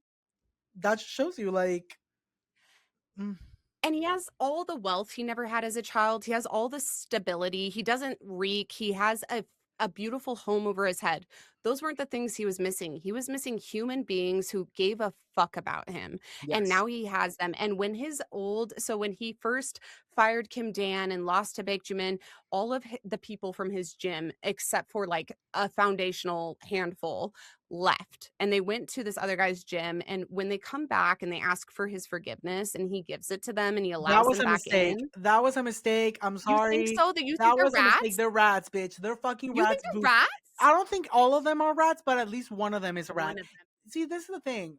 Ugh, I don't know if you read Heart of the Lotus, but something I've always said, if you're gonna be about it, be about it. If you're gonna be a villain, be the nastiest fucking villain you can be. Because at the end of the day, once people already have that perception of you, you cannot change it. So if you're gonna be rotted, and don't let fucking people in. If someone leaves you when you are at your lowest, that tells you everything you need to know. But to show Kim Dan that But he we know has Kim Dan changed, is not a good fucking judge of judge character, of girl. character, Like, we know but this. he but Jake Young has to accept himself. A girl, this beautiful lesbian woman, was doing an analysis of Heated Rivalry, and she was talking about the rake and how the rake in romance is this man, an architect or an archetype like Ilya from Heated Rivalry, who is a player who sleeps around, in their own heart doesn't think they're a good man, so and they don't think they're worth it, and they Yes. finally have to Mhm. elevate themselves to that place. And Jake Young forgiving these ex-members is his way of showing Kim Dan, I am no longer petty, I am no longer unable to get past my own anger and my own red vision. I will be logical and I will be forgiving, and it will be his downfall. You're right. There is a snake in that group who is going to sell out him and Kim Dan and be a huge hurdle that they have to get over. But that Jake Young showing that he is no longer going to let that be what rules his life, but he's going to try to show love where in the past he has shown violence and he has lashed out because he has never been shown love before. Now Kim Dan has shown him love, so he can show that to others. No, yeah, And that's like 100%. hurt people and Yes. loved people love people, and finally Dan has loved Kim Dan has loved Jake Young, and Jake Young can love him back and can love his own coach, can love the old man who coached him in his past, can love grandma. Jake Young is able to give this love that Kim Dan gave him tenfold over again, because now that he's experienced it, he can reproduce it. And that is beautiful. You're right. It's definitely a mistake with concern to a couple snakes in this Especially batch. because we saw Baek Junmin and Mr. Choi before. So if you know Yes. Chekhov's gun, where like if you see something, it'll come back Yes. again. To me, it's like we saw this, and all of a sudden these bitches are back. That's Like, a red herring, or not a red herring, that is a smoking gun. yeah, This is absolutely our foreshadowing here that something shitty is gonna happen, and Kim Dan in the beginning of the series had an employer who had sexed him, and in our last update that came out today, we see that employer sitting in a restaurant while they're on their first date. So we not only have a snake from Kim Dan's past, we have a snake from Jake Young's past, and we do see that the drama is just beginning. Their own reconciliation has begun, but the drama that everyone else is going to bring in is just starting. And I like my predictions for this series. Obviously, Grandma's going to die, and that will bring them together. Obviously, Jake Young is going to have this battle with Bak Min, and that won't be a fair battle. It's going to come with a lot of tactics beforehand, which a lot of people are predicting will be like a kidnapping of Kim Dan, and Jake Young will have to go after him, which we all love a kidnapping and saving arc. So like I'm not even going to be mad if it happens, no, no, but same. girl, like it's like in Low Tide and Twilight. We all hated but loved watching Teju go in and break down the doors and save his man. We all want to see you like fight tooth and nail, regardless if it will hurt you or hurt your Dude, reputation. to Go me, get your man. girl, that if you really want a good like kidnapping moment, you need to read The Ides of March, because oh, that season one is iconic. Iconic. It Okay. is unmatched. No, like something like that will probably happen. I do think that Minghua is bringing back this character, no, not only to give us like a sense of closure, but also because getting this man, taking this man out of the equation, will open the doors for Dan in his career. Like Oh, it'll absolutely. really like open things up, because if he's the reason why he's blacklisted, then obviously he can have opportunities going forward. Now that he's got his new suit, things are, calming down. So it's And part of then the Kim Dan can process. show, like, I could get any job in the world, but I still want to work with Jake Young and I still want to be at Team Black. And that's the opportunity we want for him to, in his own way, pick his future and pick his path, not because it's been decided for him, Yes. but because he has earned his career. He has earned his respect in this field.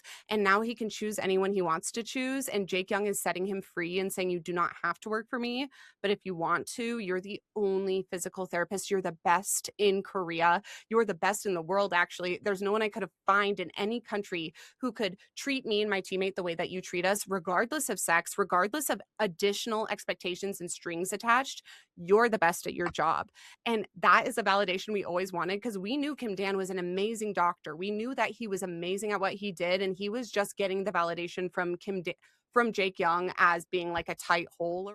No, we want Jake Young to set him free and for Kim Dan to choose Team Black anyways. And he's going to. And like that will be the moment we all get to celebrate this found family, that the people at the gym are filling those all of them had from their childhoods, whether it's Jake Young and not having a mother, or Kim Dan and being, indebted and dealing with death with nobody there to comfort him. Every single person is looking for that family. Even the coach must have a backstory. And honestly, the coach is the one character I want a side story from, to be quite fucking frank. But they all have a hole they're filling, and this found family will come together and be the people they all choose, not because they have to or they have no other option, but because they know every day when they show up, they encourage each other and love each other unconditionally. So that's like hopefully where we all end up. And I will be so happy. I feel like this story, if you want to hate Mingwa, but that bitch knows how to draw. Her characters are Oh, fucking. dude, the Do glow not up, tell me the glow up. And I was looking at the first few chapters. I'm like, just the glow up this year alone is crazy. absolutely. From season 1 to season 2 is insane. And I feel like the girl heard the jokes about the horses, and she made him a little less horsey.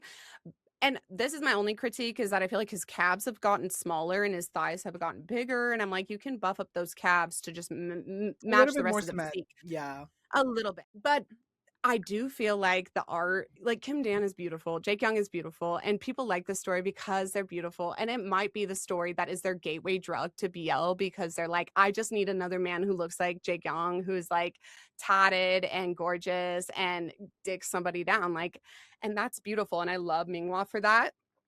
I love her for knowing how to make her fucking coin. I Oh, hate her for it because she's making her I want point. that. I want that chapter twice as long, and she's giving me half of it, and she's charging me 40 coins, and she knows I'll read it 200 chapters and I won't even complain. I will give it to her. So the bitch is a businesswoman, and I love that about her. I will give it to her. BJ Alex is also incredible. Her art is good. So if you don't like the tropes in the story, you don't like that there's a contract, you don't like that it's forceful, whatever, that's mean. But you can't deny that she is milking her audience and knows her audience I because mean, she's look at Fargo. If anyone knows how to milk their audience, it's Fargo. how many volumes do we have? Let's see. Love Up is an to illusion. We have all of Love is and an the Queen Illusion. Love is an Illusion. and The the Queen, Queen. Love is an Illusion. Superstar. Superstar. Honey, and I've got them all. They're literally, I wish you could see in my camera, they're all mounted on my wall I'm because telling you, they know how to get their bag. They know how to get their bag. Is their story the best? Absolutely fucking not. But no. Is it full of plot holes? Is it woo, full of like boots. grotesque tropes? Yes. And do I buy it every fucking time I see it Does in the he still store? look like a child? 100%. 100%. Do love is an illusion, the queen, main character, the boy, because it's finally kind of I mean, it's Omegaverse, so it's never straight, which I love. Everyone in the Omegaverse is inherently queer because their genders are queer. I love a female alpha piping down a male omega. Like, I'm gonna say this forever. I love it. It's true mpreg because it's like the most impossible of the impossible Yes. scenarios, and it gives it. But Just get yes, yourself a trans man piping down a oh no, trans woman piping down a trans man. yes, honey, trans for trans, T for T for T. T. We support all of the queer combos, and Fargo absolutely gives us every single queer combo, every single side character, all of them. And now we're in Low Tide and Twilight, we're getting the daddies, the like old man yaoi daddy side characters. If an author is going to give me every side character, that's why I'm saying, like, give me the coach's story, because coach is cute. Who is coach dating? I don't fucking know, but I do care, Coach and is I a do want family to support girl. them. Coach is a Yeah, family. he's a Shut up. family man. No, shut No, for up. We real. know this. Yes. We know this. Yes. No, No, kill for me. real. Kill me. No, I want coach and like drama. I No, want he's a good man. He's a That is the family last man. thing I want. It's like a boring ass settled down married person. I live that life. I don't want to read that life. No, that's Oh, him. That's his live boots. fine, fine, fine. But I would take potato. I would take who is that character with the man bun who's Oh, kind of ugly with a I need little both bit. of the other coaches getting down with each other. Like, what is that? Like, I would take it. So, Mingwa, if she'll milk this for all it's worth, I will give her my coin. I will give her my money. I do not care. This is so addictive to me. It's like eating potato chips. It's just, it gets me drooling. Like, I want it. And Mingwa knows how to do it. This story, every time a new chapter comes out, the girlies are coming out with reactions. And it's the best thing in the world to be on Jinx Day as a Jinx Oh, fan. dude, Jinx Day is stressful. Jinx Day is stressful That's because because you're getting up at 4 a.m. making the first girl, video. yes. But honestly, I like it better when it's at 5 than it was at 6 because back when I had my job that I was just, laid off from at the end of the year, I would go in very, very early. So when it came out really, really early, it would be better for me. But now I'm like, it doesn't matter what time, but the earlier the better. Um, okay, so you were saying that you really like Gabriel. No, I hate Oh, you Gabriel. So hate here's how him. here's because you think he's beautiful, No, I right? think he's beautiful without facial hair because I don't like facial hair. But What the fuck is that facial hair? girl, it is. That's when I'm like, girl, you draw so beautifully.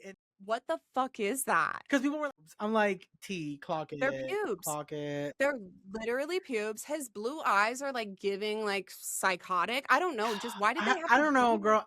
light See, on? I have Stop. Disney brain rot where to me the most beautiful man that has ever existed is Prince Eric, and I love a brunette with blue eyes, bitch, and like Disney smile. Like that will always be like my kryptonite. I love it down. So when I saw that man, I was like, bitch, I'll shave him, and that's that. Like, Do you know what I love about Mingwa? so he's Y'all? uncut too. So Oh, and then when he was like, "Ma chérie," I was like, "I don't care what you look like. You speak French to me."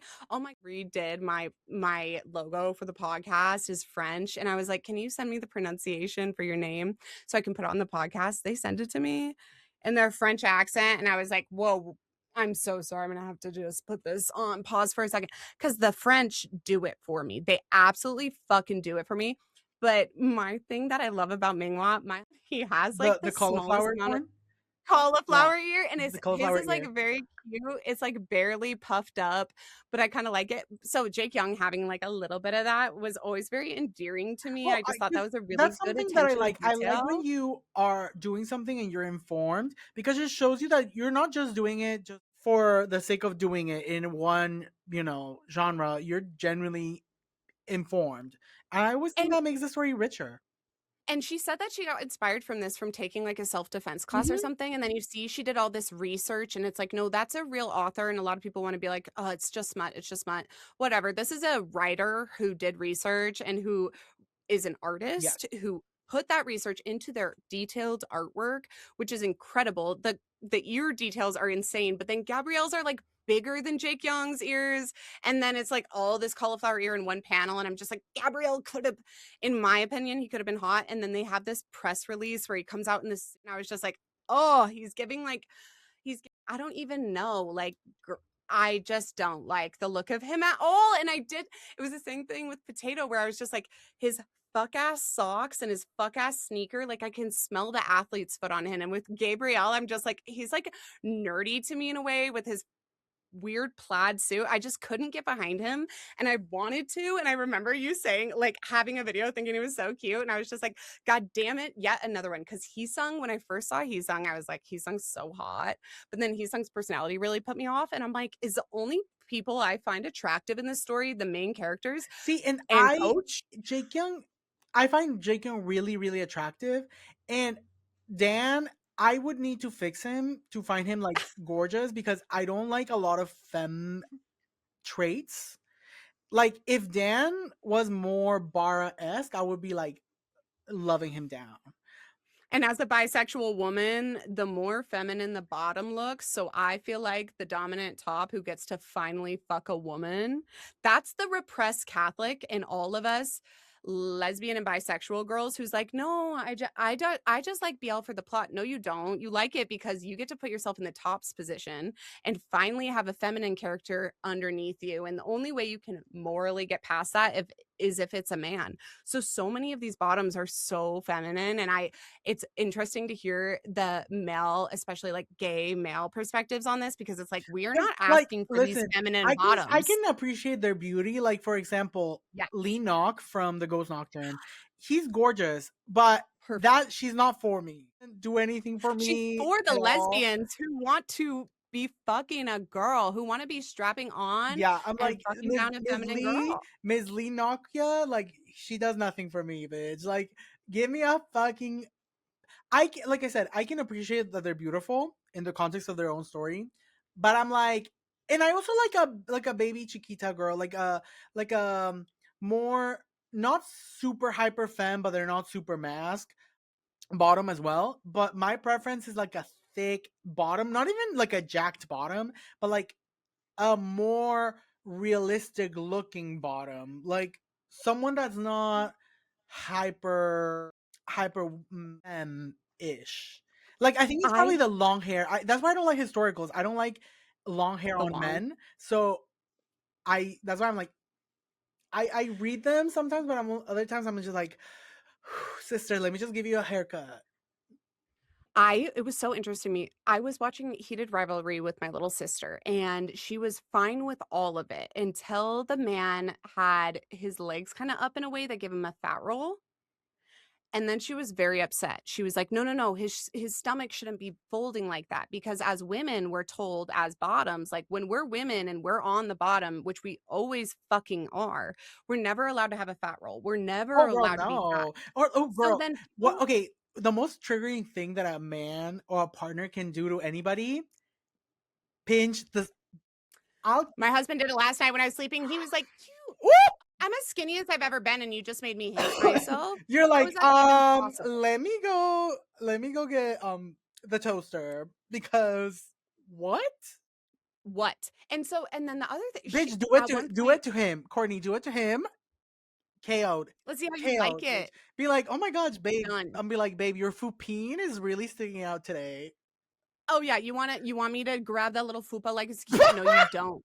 No, you fucking don't, and she was like the other thing was when one of them picked up the other one and was walking around with them, she's like, "No, no, no, he would be way too heavy, that's so." And I'm like, "That's your socialization as a woman telling you that somebody who is the receiver on the receiver's end should always be self-conscious of the way they look, how they look, and when you're watching when you're reading BL and you see that that bottom character is always stick thin with not a roll in sight, you know a woman wrote it because she's writing it with her own self-conscious societal expectations on her head, and that's why she can't draw Bara because she can only draw men or somebody on the receiving end of a sexual situation being stick thin and perfect, hairless, because that's what is expected of us. And when women start reading Bara, they're really going to free themselves because you can be the receiver of a romantic interaction and have fat rolls and be a human being.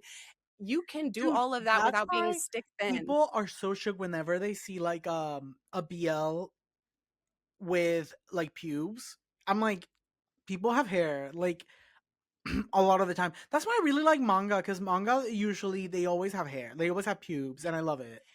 And And they're the dicks, appropriate. yes. Okay, I'm always down for like the fantasy moment, but sometimes I'm like I just want to read about a man who is just normal and who's just Normal. like getting actually like popping that douche, like doing all the things, like prepping and because yeah, not everything. And this is a discourse that has been like really gaining traction lately, where like representation doesn't have to be realistic in order to be effective. And yes, I Yes. see it. I understand it. But sometimes you do want to see like bits and pieces of realism because it keeps the work grounded in its own Yes. way. So Yes. whenever I read manga and I see that, because I think I know one of the things is like what do you prefer more, manga or manhwa? Based on how much I've read, obviously I'm gonna say manhwa. But in Mhm. terms of content, I will say manga is more transformative than manhwa because I manga agree. has set the groundwork for everything, bitch. Like cake verse, fork verse, flower verse, omega verse. Esperverse, like all of the things stem from that. Actually, well, everything stems from AO3, but that's a conversation for a different day. True. Um, No, true. like everything starts with manga, and we need to give the mangakas their flowers. The doujinshi girlies, like they are giving us everything. Like I just had a I just found a mutual who is an author named Sonia Blue, and if you guys are listening, go follow right now. But they reached out because they saw some of my Yu Yu Hakusho content, and Yu Yu Hakusho was my first BL ship in an anime that is not BL. And then they reached out and showed me some of their cosplays from the early 2000s, and we're talking about their doujinshis from the 2000s. And I was like, you are the reason that we have everything popularized that we have now is because your friend flew to Japan in 2005, brought you back untranslated things. You coded it yourself to translate it, re uploaded it for your friends. That's the origin story. That's where it's all coming yes, from. It's the Japanese content. And that is where everything else stems from. The BL that we have live action in Thailand, the BL that we have live action in China, the Donghua, the Donmei, all of that is a product of people being inspired from 30 years ago Japan and like Japan doing this a long literally, time and not ago. only that, but also like when people like right now there's a rise in conservatism worldwide because America is like, the groundwork for culture, unfortunately. But people forget where things come from. We have Omegaverse because of Supernatural, because Yeah. people wanted pregnant Dean. Who are we Which brings us back to furry content to also. furry Like, content, but also don't even. incest in a way, because Wincest is Wincest, and that gave us Omegaverse, and then we got manga with wolf hybrids, where the wolf hybrids were the alphas and a real person was the Omega. Those were the groundworks. We didn't have what we have now, where it's like two human looking people, bitch. We were wolves, bitch. And again, going back to my dream and my husband and my trauma, these are our roots. This is where we came from. And I think we need to realize that reading is political. Reading anything has a message. Everything that we do in our lives will impact somebody else. And we need to remember that living the way we live is a privilege, and being able to consume is a privilege. It is not a right. It is something that we get to choose to do for our own enjoyment. So we shouldn't take it for granted. Support the authors when you can support the authors. Do not spread links that do not support the authors, because at the end of the day, that's the way you're gonna consume things. Um, and that's that. We love BL. Support Yuri, consume Yuri as well, because the WW girlies do not get their flowers. That's that. So, with all of that being said, Alex, what was your delusional boyfriend from Jinx? My delusional boyfriend from Jinx. Honestly, Be honest. probably I don't it's hard because, oh, you know what? Jake Say it. Young, at the end of the day, like, he's nasty, but he just does it for me. Like, there's something, I love that he's so powerful and he's so boring at the same time. Like, he knows himself so well. But, jokingly, grandma's urn, like I said before, that's gonna be daddy when we see it in that columbarium, is gonna be iconic. But yeah, Jake Young, true Jake Young, basic as I am. No, I asked you on the show because I didn't want somebody who'd be up here like, I couldn't pick him. He's too tall. Nah. It's Jake Young. Like, Like, we is can there all even be an so, option person would be though, like high key? yes. Potato. Fine. You can have potato because my second is Kim Dan. And like he's not, he's not for me, but like because he respects himself after this redemption arc, watching him set his boundaries and respect himself, that is so fucking sexy to me. And like for all the opposite reasons that Jake Young is my fucking delusional boyfriend. Jake Young is my delusional boyfriend because when I say stop, he's not going to stop and he's going to fuck me till I pass out and then I'm going to have an amazing night's sleep. And like he's got them tattoos, he's got that body, he's got all that, and he's got that money, he's got everything that That's why I was like, okay, we shallowly. need to have a rich one and a broke one. And that's what it is. Like, and honestly, I do for all of the reasons that I love Jake Young, I also hate him. And for all the reasons that I love Kim Dan, I also hate him. I love him because he's sweet. I love him because he's forgiving. I love him because he can help somebody who is also destroying him. I I love him, but hate also him, he love hates me, him. girl. That's why I was like, I'm not gonna pick Dan because Miss Danny Boy pisses me off sometimes. Pisses me off. And maybe he pisses me off because I've gone to bed with like bottles surround ashtray and like I see myself You in are him. her. You are her. And like, don't tell me Ming-Hua's a bad writer when I see myself in the main character, and as much as I hate that main character, I want them to dig themselves out of that grave they've dug.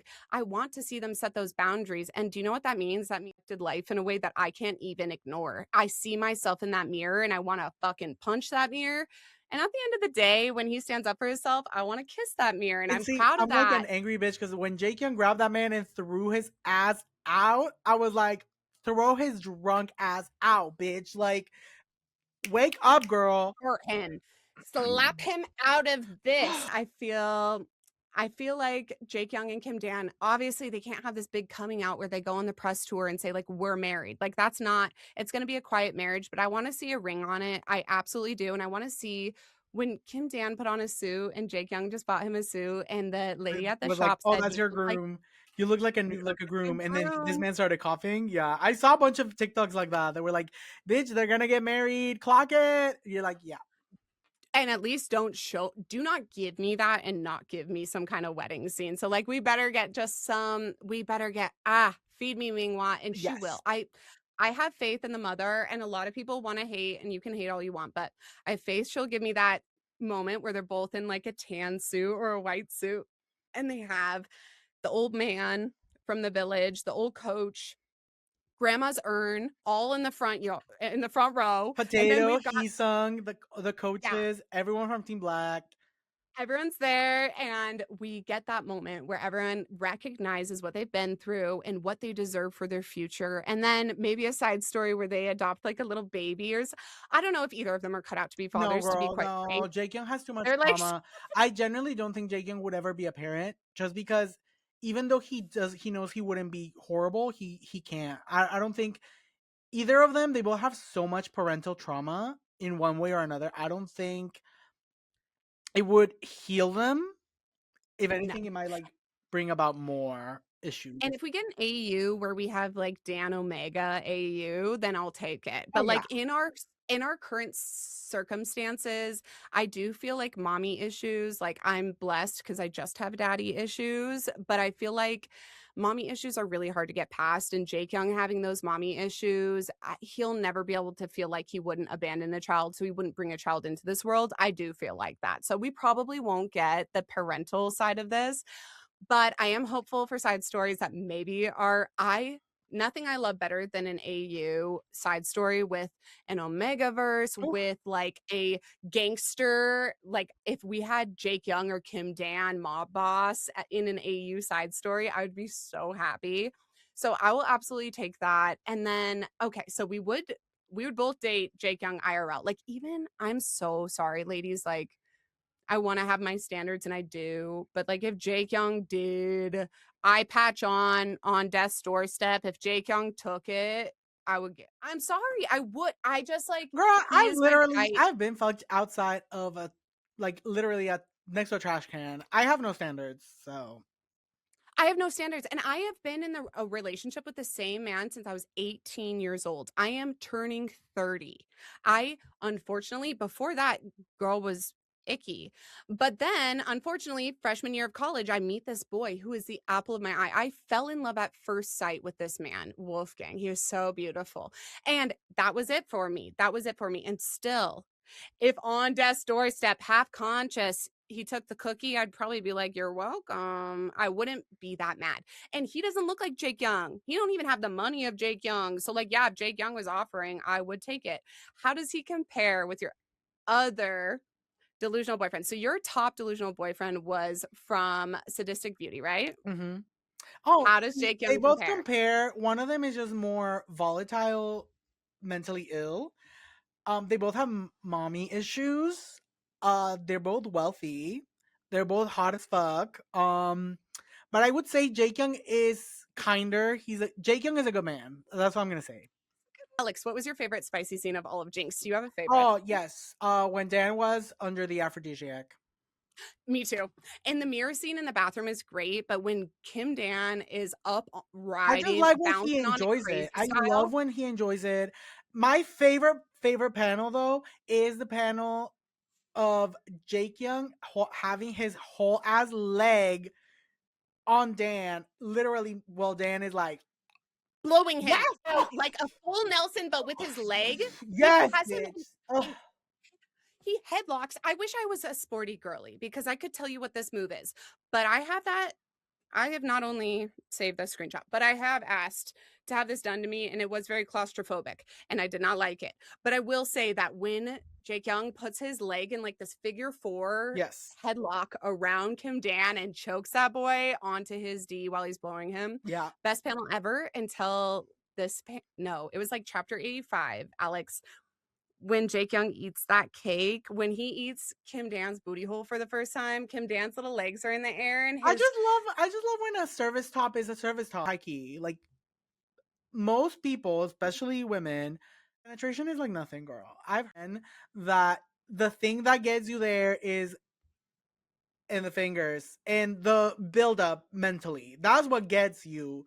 Yeah, like it's the D, whatever is good while it's in there, but also, girl, stimulate the other way. Literally polish the pearl, do something, bitch. Choke me out. My personal rule is that no woman should be penetrated until she's already orgasmed once. If you can That's orgasm great. twice That in a single session, then you better not even let them enter until they've shown you they can get you to that station, okay, honey? So like, yes, he same. competes with my all-time. Yes, I would date him IRL. Yes, I'm gonna keep reading this fucking story. And I do think the story is goated, even though it is a mainstream favorite. It's goated.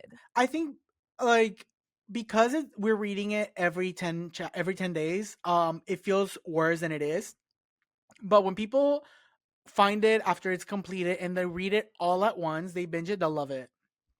They'll love I it. binged it up until chapter, I want to say like it was like 35 or something. And that pacing, when you're reading it, binging it, the pacing is perfect. When you're reading it every 10 days, the pacing seems fucked. And that is why I took these like last 10 chapters and let them marinate, as the girlies like to say. And then I came to you kind of recently binging the last 10 episodes because I wanted that feeling again of like Jinx being this fast paced story where we are fucking and fighting Because and in the grand figuring scheme of it things, out. it's only been like 8 months that they've been together. Yes, it's been such a short period of time. Jake Young, this is his first ever real relationship, his first ever time having feelings for somebody, his first time ever thinking that something in life could be more important than winning. And that's all because before that point, all he had was survival. And all Kim Dan has had until this point is survival. And people who don't know what it's like to survive aren't going to get this story and aren't going to get these characters. And that's fucking fine. There's a lot of girlies who do know what it's like to survive, who know what it's like to look at somebody else and recognize and clock their tea and be like, hey, you've never been to an amusement park either. What's wrong with both of us? Did neither of us have fucking parents? And I'm really excited for that conversation where they both realize that they're the same. They're made from the same fucking fabric and they have those same traumas and the same wounds that they can heal in each other. And the girlies who have those wounds are going to find this story to be relatable. And I'm super excited for those girls to find this. I'm glad that I found it. If I hadn't seen that on Instagram, I was like, what the fuck is legend? What is a manhwa? And maybe Jinx is junk food. Maybe it's trashy. I don't care. If it gets some girl or some guy, if it gets a Yeah, reader I to think find this. most modern literature, and everything that came out after probably 2020, I would even go as 2015, is not literature. I would just consider it like junk food literature. But I mean, we're still eating it and we're And as loving it. as somebody with a literature degree, I'm like, what did people think of Frankenstein back in the day? Did they see it as real literature? Did they know what it was? Did they see it as the critique and the commentary on reproduction and on creation and on life? Or did they think it was a stupid ghost story? Oh, girl, they And were now we thinking it see was it for fan what it fiction. They fucking were is. like, this bitch was trapped in a cabin for like a whole summer because there was no summer that year, so they were trapped in a cabin. She wrote it down. It's monster porn.